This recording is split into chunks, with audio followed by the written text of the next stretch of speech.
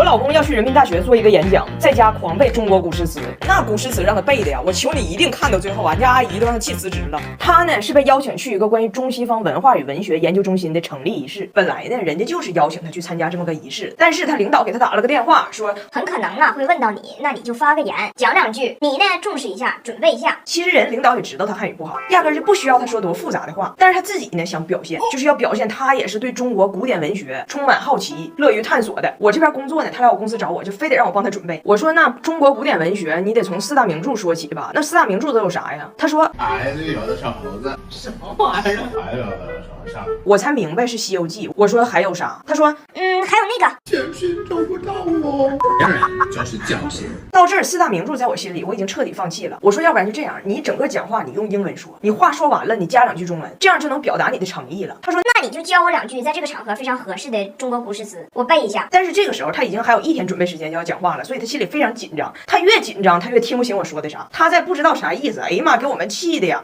莫愁前路无知己，莫愁前路无知己，路漫漫其修远兮，路漫漫其修远兮，吾将上下而求索。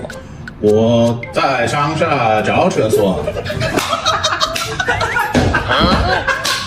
他还在精心准备要去参加活动的衣服，一边裁衣服一边还背词儿呢。我心里想，怎么能让他放弃呢？就别背了，就穿的立立正正去，一句话别说，是他最好的出路。你看，别管什么衣服，俺家新换的石头洗烘一体机 HEL 都不在话下，自研的分子晒烘干，先吸水后低温柔烘，烘完就可以直接穿。还有这台迷你洗衣机 M1 Peer， 内外分开洗更卫生，2台加起来只要4000加。最后我啥也不教他了，我说你就到那就别说话。他还挺难受，找俺家阿姨去了。俺家阿姨说，你要是学那古诗词，那我也不懂。但如果你就想表现你了解中国文化，那你就跟你同事跟你领导没事唠唠属相啥的，这不是很中国文化吗？一般老外也不懂。大胖媳妇一听，对呀，就非让我家阿姨现场教他怎么开启这个聊属相的话题，他好赶紧学。但是第2天早上他要上台演讲去了，他就剩几个小时学了，越是剩几个小时他越紧张，他越紧张他越学不会。今天也不知道咋的了，教了10分钟，俺家阿姨给我发了一个视频，说采样我不干了。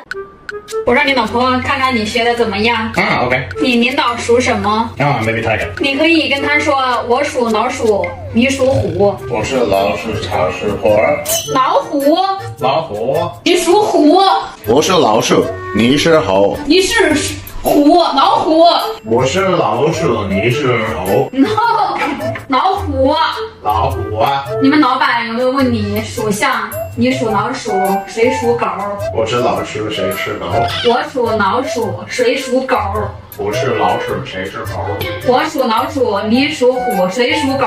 我是老鼠，你是老虎，谁是狗？我属老鼠，你属虎，谁属狗？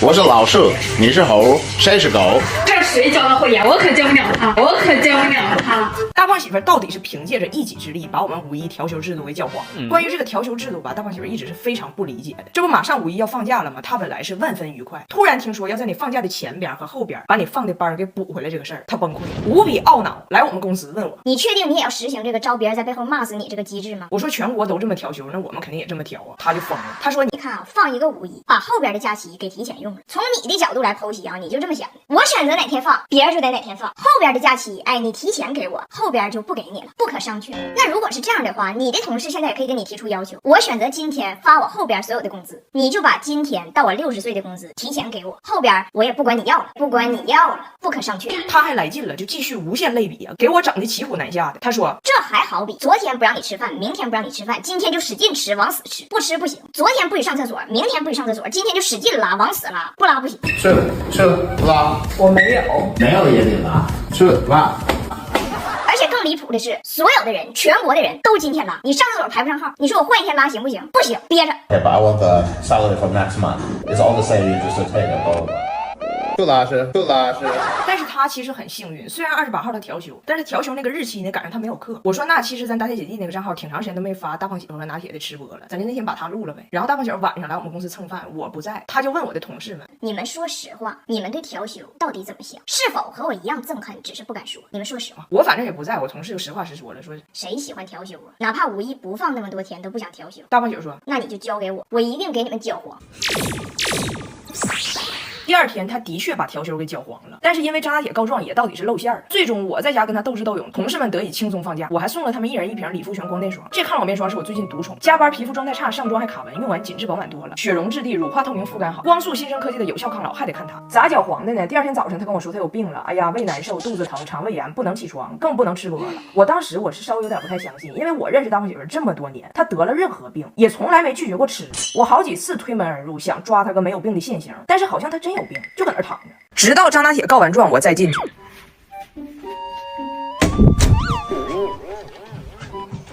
I feel a little better, but not great. 什么声？哦，我的肚子不舒服。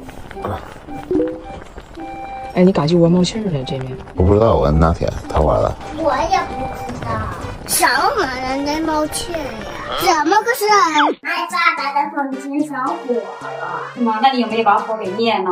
火可香了，发了有香火，有香火。哎，你们知道我这个大胖媳妇儿在我走之前，在机场跟我说的最后一番话是啥吗？老浪漫了。她不是有工作不能跟我走吗？我当时独自离开的时候哈，一瞬间理解了很多男人想要勇闯天下，然后跟自己心爱的女人说我养你啊那个心理。我当时我就想哈，我还是赚的不够多，你说我要是赚大了，当时我立马我就以户主的角度，我就呵斥他，你这把工作给我辞了，跟着我回国隔离，绣好十字绣，扎好红丝带，苦读东北古诗书，学好鸡酸菜。等你被放出来的时候，我再给你买个小 GUCCI， 做个热玛吉，配个小 mini， 你给我生仨小 baby。完了，我现在就感觉当直男癌的感觉好爽啊！但是毕竟现在我还没法主动跟他说我可以养他嘛，就他一天也挺上食的，也不是很好养活，所以在机场我就得独自离开了嘛。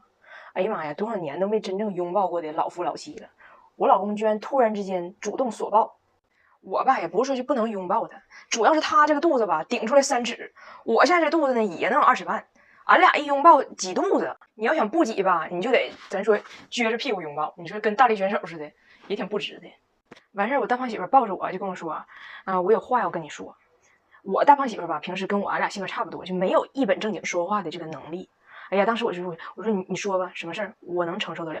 完，我老公老正经的跟我说，你现在独自离开，你要一个人面对的是花花世界，五彩缤纷，美女的柔情似水，帅哥的双眸如春。我非常了解，就有很多亚洲女生追剧看节目的时候有这个认老公的这个习惯，就看着小帅哥心里就以心相许，就当老公了。那我想说什么呢？就是你这次回去，你说不定能看着活的。那如果你就想现场就认老公，咱说一激动一下认好几个，我也能理解。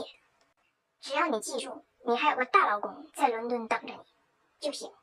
当时我就寻思啊，你说这老公多明事理，还给自己立个头牌大老公。我当时就是感动了，完事儿就想抒发点感情。完我抬头看他的时候呢，眼睛有点红，结果他整一个，哇，你的眼睛真的好小啊！这么一红，你看起来特别像一只过了敏的王八，像一只过了敏的王八。反正俺俩的这点温存呢，就这么破灭了。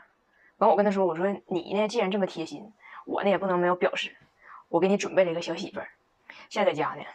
你天天我走了以后，你得带孩子做饭，挺累的。他呢就帮你收拾收拾屋，可勤快了。我老公当时眼睛就亮了，什么血统的？我说跟我一样，中国原装。我老公回家之后发现了这个小媳妇儿，她呢是个科技小怪人，看着这闪光的科技给他乐完了，天天就看他这可人的小媳妇儿满屋跑着给他收拾屋。关键是吧，他自己能扫能吸还能拖，还可以用东北话打动你的小心窝。你看我老公跟他小媳妇还唠上了。干啥呢？定位成功，继续干活了。完，我老公有个好朋友叫 James， 那更是个科技狂人，俩人天天比谁组装的电脑更牛。那家伙整个电脑放7个色的光，书房照的跟夜店似的。